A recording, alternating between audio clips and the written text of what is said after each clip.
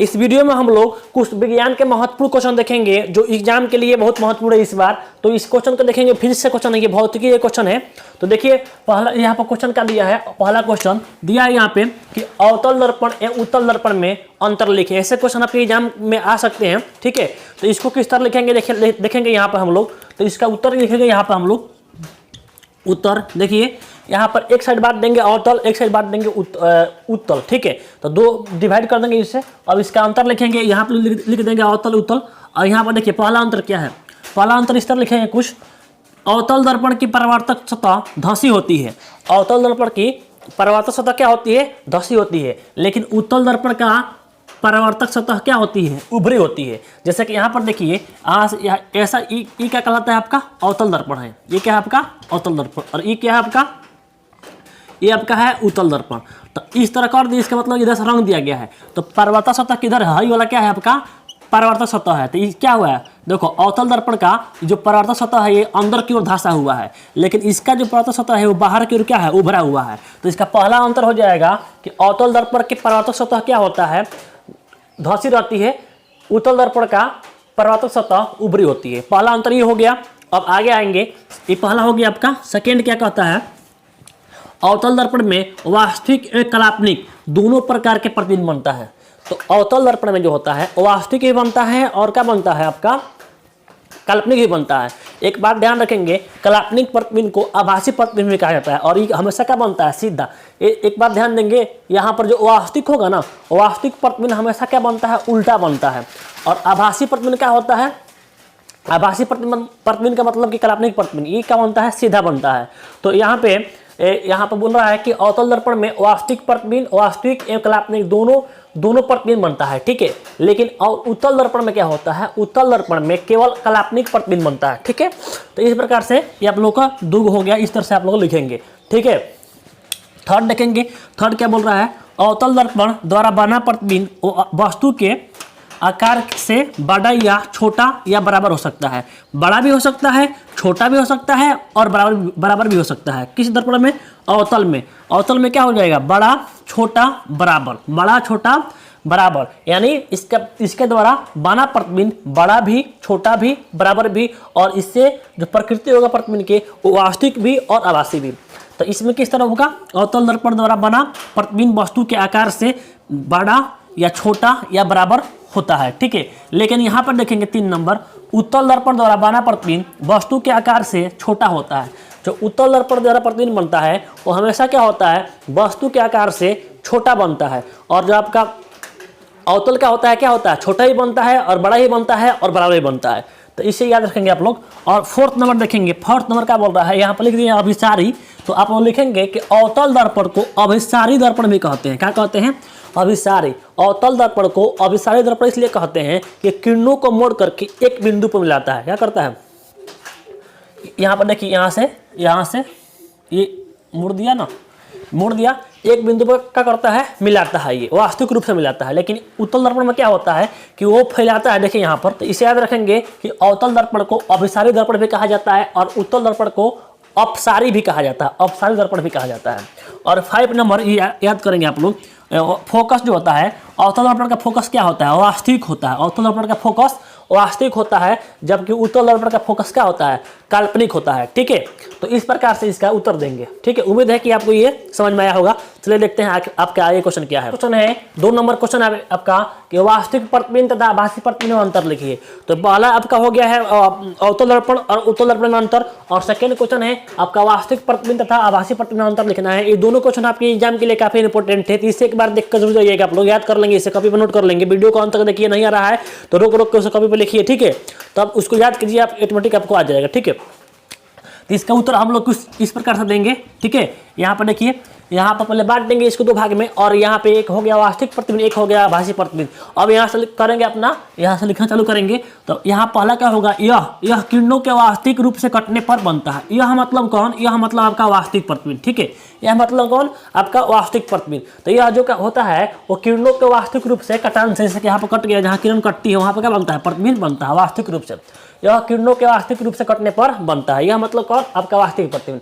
और आभासी में क्या लिखेंगे यहाँ पे, यह किरणों के काल्पनिक रूप से कटने पर बनता है, मतलब कि ये कटता नहीं है, इसको पीछे ले जाने पर बनता है, ठीक है। तो आप लोग काल्पनिक बोल सकते हैं, या बोल सकते, जैसे कि मान लो कि यहाँ पर किरण आई, यहाँ पर उत्तल दर्पण है ये, और यहाँ से इधर गई, तो यहाँ से तो ये वास्तविक रूप से कट नहीं रही है, तो इसको पीछे जब लेके जाते हैं हम काल्पनिक रूप से, तो यहाँ पर कटती है ना, तो ये काल्पनिक रूप से कट रही है, तो ये क्या होता है, इसे क्या बोलते हैं, काल्पनिक प्रतिबिंब बोलते हैं। तो यह किरणों के काल्पनिक रूप से कटने पर बनता है। तो पहला अंतर हो गया आपका कि यह किरणों के वास्तविक रूप से कटने पर बनता है, यह मतलब कौन, आपका वास्तविक प्रतिबिंब।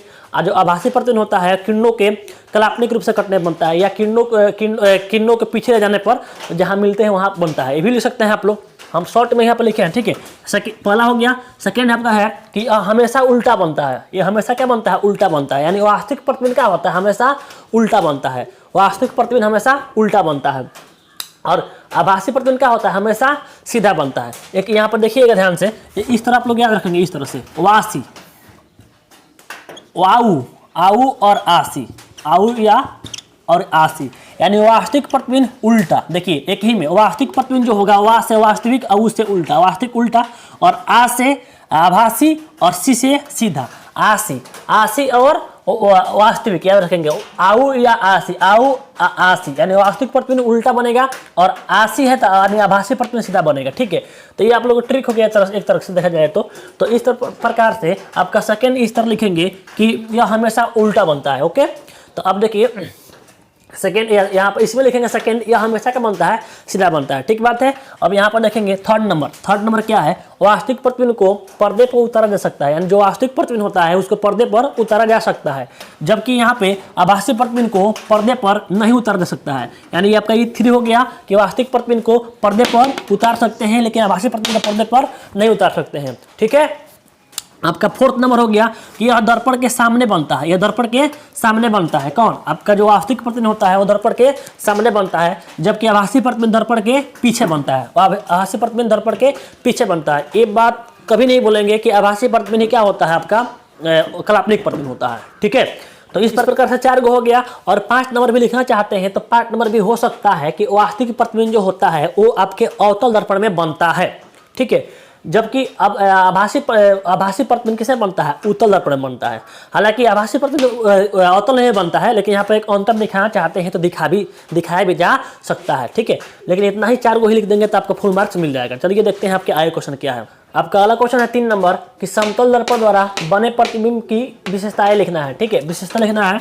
तो देखिए इसको किस तरह लिखेंगे हम लोग कि इसका लिखेंगे यहाँ पर उत्तर, यहाँ पर आप लोगों को बढ़ा चढ़ा कर लिखना होता है कॉपी में एग्जाम में, ताकि जो चेक करने वाले होते हैं उनको लगे कि हाँ लड़का मेहनत किया है। तो आप लोग ये लिखेंगे जरूरी है, समतल दर्पण द्वारा बने प्रतिबिंब की विशेषताएं क्या है, निम्नलिखित है। अब यहाँ से आप लोग लिखना चालू करेंगे और 1 नंबर लिखेंगे कि यह प्रतिबिंब क्या होता है, काल्पनिक होता है। काल्पनिक मतलब क्या होता है, वो आभासी। काल्पनिक लिखो या क्या लिखो, आभासी लिखो, बात एक ही है, आभासी, ठीक है। और जैसे ही काल्पनिक बनेगा प्रतिबिंब तो काल्पनिक प्रतिबिंब को तो पर्दा पर उतार नहीं जा सकता है, तो ये भी अब हम यहाँ पर इंक्लूड कर सकते हैं। तो सेकेंड में कर दिए हम कि यह प्रतिबिंब क्या होता है, काल्पनिक होता है या चाहे आभासी होता है, बात है कि अब यहाँ पे जो काल्पनिक होता है वो सीधा बनता है। तो यहाँ पर सेकेंड में हम लोग लिख देंगे कि सीधा होता है, यानी प्रतिबिंब क्या होता है, सीधा बनता है, यानी समतल दर्पण द्वारा बना प्रतिबिंब क्या होता है, सीधा होता है, ठीक है। और ये क्या होता है, आपका काल्पनिक होता है। और एक और बात, काल्पनिक और सीधा दोनों, तो मतलब कि काल्पनिक बनेगा तो सीधा बन जाएगा, लेकिन यहाँ पर हम लोग को विशेषता बताना है तो यहाँ पर कम से कम 4-5 पॉइंट तो होना चाहिए ना। तो पॉइंट बढ़ाने के लिए हम लोग इस सीधा को सेकेंड में लिख देंगे, ठीक है। और थर्ड में आएंगे तो थर्ड में आपका 2 हो गया। थर्ड में इसे पर्दे पर नहीं उतारा जा सकता है, जो काल्पनिक प्रतिबिंब होगा उसे पर्दे पर हम लोग नहीं उतार सकते हैं, ठीक है। तो जो वास्तविक होगा उसे उतार सकते हैं, लेकिन काल्पनिक जो होगा तो उसे हम लोग नहीं उतार सकते हैं, ठीक है। अब यहाँ पर देखिए आपका 4th नंबर है यहाँ पे कि यह प्रतिबिंब वस्तु के बराबर बनता है, यानी जो समतल दर्पण में आप लोग देखिएगा, आप लोग फेस देखते हैं तो जितना मतलब कि आपके शरीर होगा उतना ही उसमें दिखाई देगा, ठीक है।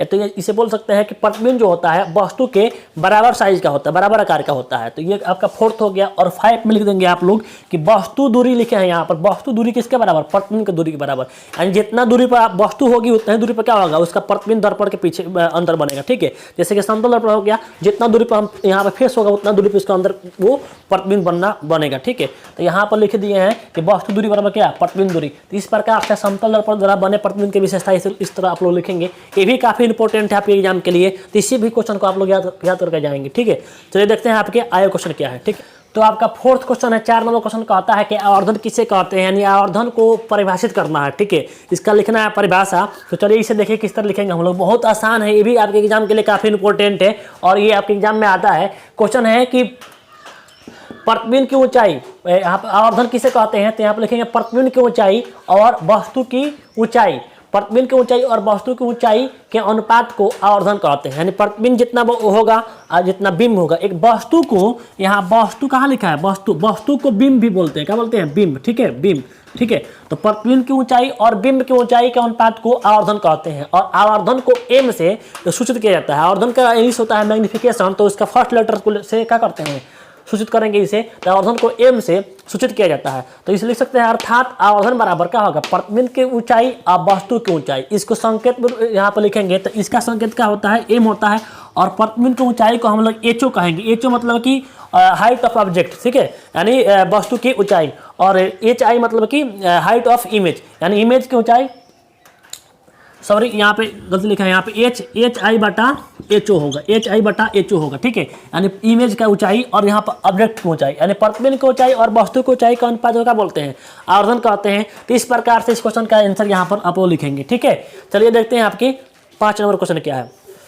आपका 5 क्वेश्चन है कि प्रकाश के परावर्तन का नियम लिखे। काफी इंपॉर्टेंट क्वेश्चन है ये, आप लोग को याद भी होगा, एक बार इसे देख भी लेंगे आप लोग। ठीक है, तो प्रकाश के परावर्तन का नियम, और पिछला क्वेश्चन था आवर्धन। तो आवर्धन में एक बात याद रखेंगे, जब आवर्धन एम का मान जब प्लस पर आता है ना, जब एम का मान क्या होता है, धनात्मक, तो प्रतिबिंब जो होता है क्या बनता है, आभासी बनता है। क्या बनता है आपका, आभासी बनता है। ठीक है, और जब एम का मान क्या होता है, जब माइनस में होता है तब बनता है क्या आपका, वास्तविक बनता है। क्या बनता है, वास्तविक प्रतिबिंब बनता है। ये तो इस प्रकार से बस इसको याद रखेंगे कि प्लस रहेगा तो आभासी और माइनस रहेगा तो क्या होगा, वास्तविक होगा। ठीक है, और यहाँ क्वेश्चन देखेंगे 5 नंबर आपका, प्रकाश के परावर्तन का नियम लिखे। तो ये काफी इंपॉर्टेंट है और काफी आसान भी है, और ये क्वेश्चन आपके एग्जाम में पक्का आएंगे भी। तो यहाँ पर लिखेंगे उत्तर इसका, प्रकाश के परावर्तन के 2 नियम हैं जो निम्नलिखित है। तो पहला क्या नियम है, देखिए, आपतित किरण, परावर्तित किरण तथा आपतन बिंदु पर डाला गया अभिलंब तीनों एक ही समतल में होते हैं। जैसे कि यहाँ पर ये आपका ये हो गया, आपका परावर्तक सतह हो गया यहाँ पे, और यहाँ पे किरण यहाँ से आई यहाँ से, तो ये हो गया आपतित किरण। क्या हो गई, यही आपतित किरण हो गई है। और यहाँ से जो इधर जाएगी यहाँ से, ठीक है, तो उसे बोलते हैं परावर्तित किरण। क्या बोलते हैं, परावर्तित किरण बोलते हैं। और बीच में एक लंब होता है यहाँ पे, तो ये लंब होता है, इसे बोलते हैं कौन चीज, अभिलंब, अभिलंब बोलते हैं। ठीक है, तो ये तीनों जो होगा ना, तीनों का होगा एक ही पॉइंट पे होंगे और एक ही समतल में होंगे। ठीक है, तो यही बात को यहाँ पर नियमन में लिख देना है कि आपतित किरण, परावर्तित किरण तथा आपतन बिंदु पर डाला गया अभिलंब तीनों एक ही समतल में होते हैं। ठीक है, अब इसका सेकेंड क्या होगा, आपतन कोण, परावर्तन कोण हमेशा एक दूसरे के बराबर होते हैं, अर्थात कोण आई बराबर कोण आर। तो कोण आई क्या होता है, तो आपतन कोण, देखिए, आपतित किरण और अभिलंब के बीच में जो कोना है ना, उसी को बोलते हैं आई। और जो यहाँ पे किरण गई है, परावर्तित किरण अभिलंब के बीच में जो कोना है ना, उसे बोलते हैं कौन सी, आर। यानी इस कोण को बोलते हैं आई, इस कोण को बोलते हैं आर। इस कोण का हिंदी नाम है आपतन कोण, इस कोण का हिंदी नाम है कौन सी, परावर्तन कोण। तो एक दोनों का होंगे आपतन कोण यानी आई, और परावर्तन कोण यानी कौन सी, आर, हमेशा क्या होंगे, एक दूसरे के बराबर होंगे, अर्थात कोण आई बराबर कोण आर। तो इस प्रकार से इस क्वेश्चन का आप लोग उत्तर देंगे। तो इस वीडियो में 5 क्वेश्चन देखें, अगले वीडियो में हम लोग केमिस्ट्री के क्वेश्चन देखें, केमिस्ट्री का और बायो का। ठीक है, तो अगर वीडियो अच्छा लगा है तो लाइक कर दीजिएगा और सब्सक्राइब कर दीजिएगा। ठीक है, चलिए मिलते हैं अगले वीडियो में, तब तक के लिए जय हिंद, जय भारत।